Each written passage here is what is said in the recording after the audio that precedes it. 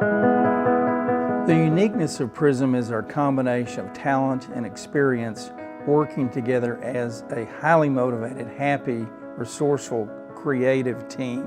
We are a very proud business, and we enjoy getting awards and being recognized and having incredibly high associate satisfaction scores and guest satisfaction scores, and we're committed to that. I think we're a very prideful company that enjoys having exceptional results and celebrating them. I think it's our core values. I think not what they are, but because we deliver on them. And what we hear from the field is how strong that culture piece is, which makes them want to work harder. And the amount that we have our hotels interacting with each other creates better performance. If you go back to the leadership conference in January, we had folks stand up and talk about what their experience was at the leadership conference, and I think you saw a lot of people who literally just opened up their hearts and talked about how glad they were to be here and part of this culture. The person who has the most important job at Prism is the person who's interacting with guests at that moment. Whether it's greeting them at the front, checking them in efficiently, cleaning their room, making sure their eggs are hot when served. It's really that frontline interaction between human beings, whether it's the guests or other employees, our managers reacting to them, or other employees reacting to each other, or reacting with owners. So everyone has an equally important role, and that's to do their best in their job. I think it's the people that are in the field that have the ability to live out our personalities. The folks that on a daily basis have customer contact, and that's everybody in our hotels. But it's the people that work with their hands, that do the hardest work, that can still show that compassion and that engagement, because I think as our industry has evolved over the years, because we've become so bottom line orientated, and because we've been transitioning from a hospitality into a real estate business, that's one of the lost arts of hospitality. And those folks that are working hard and busting their rear ends on a daily basis to clean rooms and turn wrenches and make souffles, that can find it in their heart to show compassion and engagement, not only to our customers, but to each other. Those are the most important people in our industry and in our company. OMG, front desk, yeah, and housekeepings for most, yeah, but I would say front desk. No, because you refer to front desk for anything, so they have to be the most knowledgeable, most resourceful. I think one of the things that one of our hotels has done, one of our airport hotels, is they take the arrivals list, and there's a lot of international names, and they go online and they look up the pronunciation of all of these names. So when the guest checks in, and if you picture, I don't know if your name is Van Amerongen, for instance, hard to pronounce, and you check into a hotel and you can tell that the front desk agent clearly made an effort to learn the pronunciation. Not that they guessed on the fly, but they actually made an effort to pronounce it correctly. That in and of itself is a very compassionate act. It's a very respectful act. Would you let Steve lead you into the wilderness? Yes, and I have. My favorite too. Also had him lead me out of the wilderness. We weren't sure Mark and Kevin were going to make it, but Steve and I did. I think the better question is, would you let Steve lead you into the wilderness again? Because the first time I did it, I almost did not return. I am not kidding you. He took us into the mountains of New Mexico, huge storm. Like 9 miles up into the Pecos wilderness at like 9,000 feet. Kevin and I got lost. We almost killed each other. We weren't worried about bears killing us. We were worried about each other killing each of us. So I haven't done it yet, but I'm sure I will eventually. It was wonderful. Oh, absolutely, yes. Heck yes, I would let Steve lead me in the wilderness. Oh my God, there's nobody I would go to the wilderness with Probably more than Steve. I would trust him implicitly. He knows what the hell to do. Completely.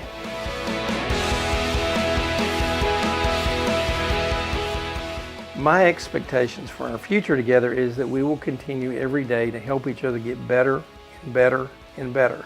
And that's been the path we've been on for years and years. And that's our real purpose in life, is to create a place where people can come to work and get better at what they do, and that day be nicer to each other and help each other. So I assume we're going to keep doing that better and better.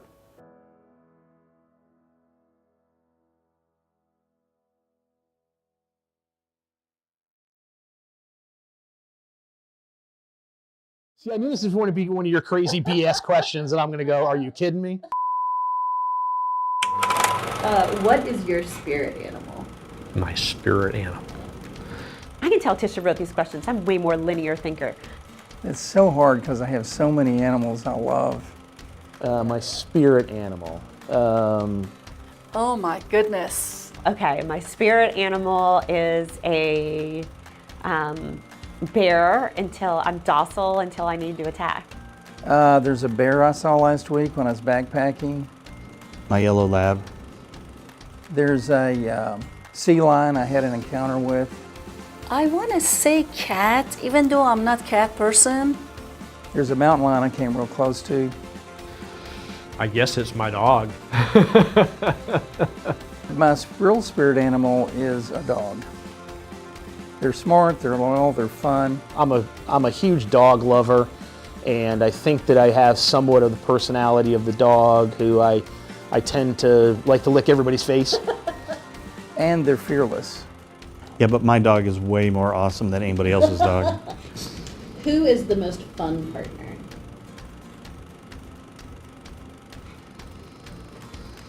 Me? On the dance floor, it's Allison. But you know, I think Mark definitely is the keeper of the culture and helps to make sure that the group is having fun. Allison.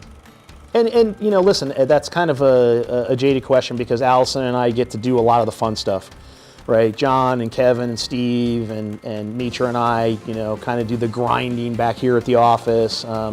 And so I get to go and be with the associates and be at the hotels, which is the fun part for me, right? That's why I'm not here in the office very often. And I get to do that with Allison the most. Probably Steve.